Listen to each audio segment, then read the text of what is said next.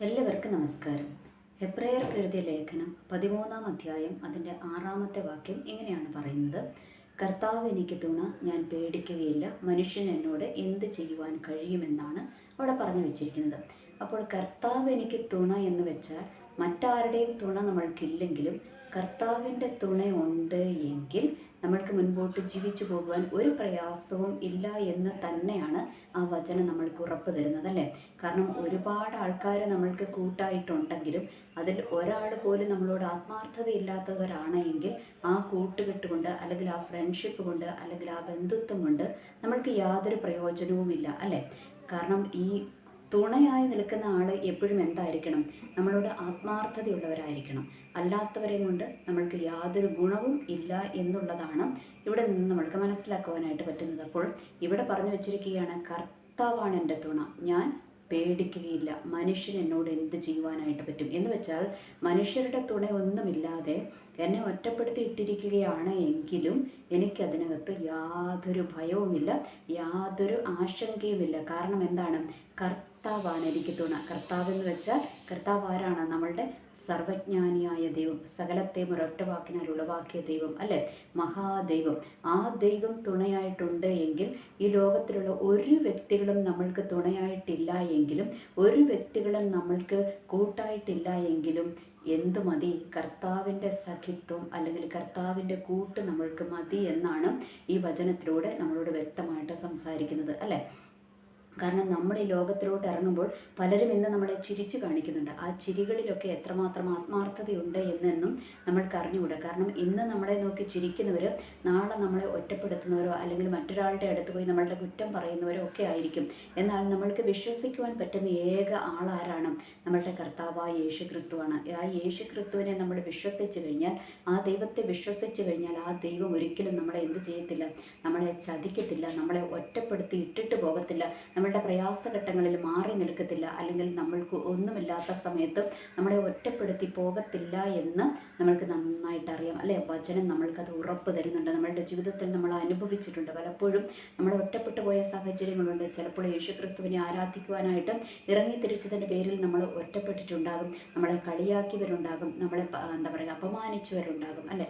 എന്നാൽ ഇവരുടെയൊക്കെ നടുവിൽ നമ്മളെ തലയുയർത്തി നിർത്തുന്നത് ആരാണ്? നമ്മളുടെ ദൈവമാണ്. കാരണം ആ ദൈവം നമ്മൾക്ക് വേണ്ടി ഇറങ്ങി വന്ന് പ്രവർത്തിക്കും, അല്ലേ? ദൈവം നമ്മൾക്ക് വേണ്ടി ഇറങ്ങി വന്ന് പ്രവർത്തിക്കുന്ന ദൈവം മാത്രമല്ല, ദൈവം നമ്മൾക്ക് വേണ്ടി പ്രതികാരം ചെയ്യുന്ന ദൈവവും കൂടിയാണ്.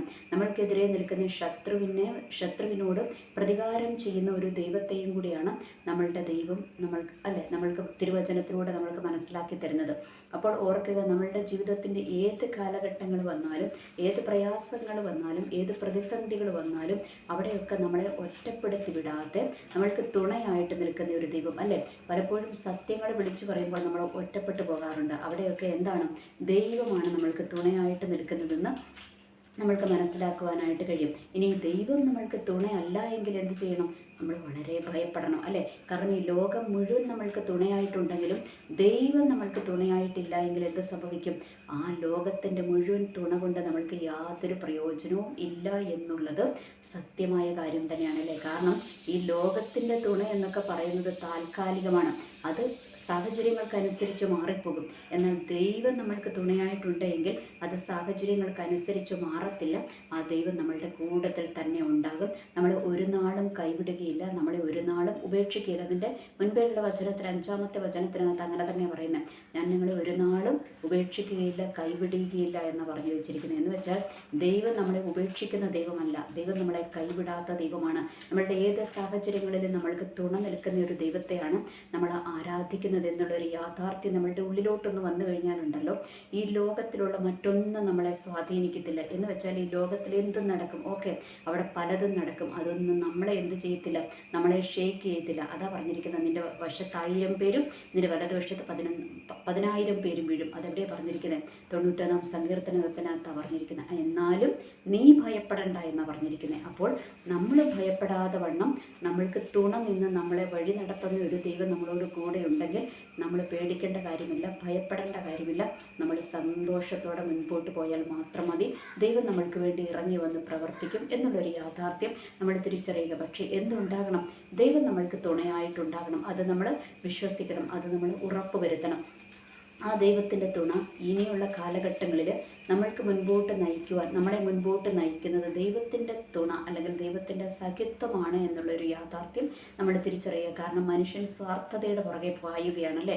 മനുഷ്യന്മാരെപ്പോഴും എന്താണ്, മറ്റു മനുഷ്യരെ പ്രസാദിപ്പിക്കുവാൻ വേണ്ടിയിട്ട് നമ്മൾ നല്ലവരാണ് എന്നൊക്കെയുള്ള കാര്യങ്ങളൊക്കെ മറ്റുള്ളവരുടെയും കൊണ്ട് പറയിപ്പിക്കുവാൻ വേണ്ടിയിട്ട് പലതും ചെയ്തു കൂട്ടും. എന്നാൽ ദൈവം തുണയായിട്ടുള്ളൊരു മനുഷ്യനെ സംബന്ധിച്ചിടത്തോളം അവർക്ക് ആരുടെ മുൻപിലാണ് നമ്മളുടെ ജീവിതത്തിൻ്റെ കണക്ക് പുസ്തകം ബോധിപ്പിക്കേണ്ടത്? നമ്മളുടെ തുണയായിരിക്കുന്ന ദൈവത്തിൻ്റെ മുൻപിൽ മാത്രമാണെന്നുള്ളൊരു യാഥാർത്ഥ്യം തിരിച്ചറിഞ്ഞ് മുൻപോട്ട് പോകുവാൻ ദൈവം നമ്മൾക്ക് കൃപ തരട്ടെ.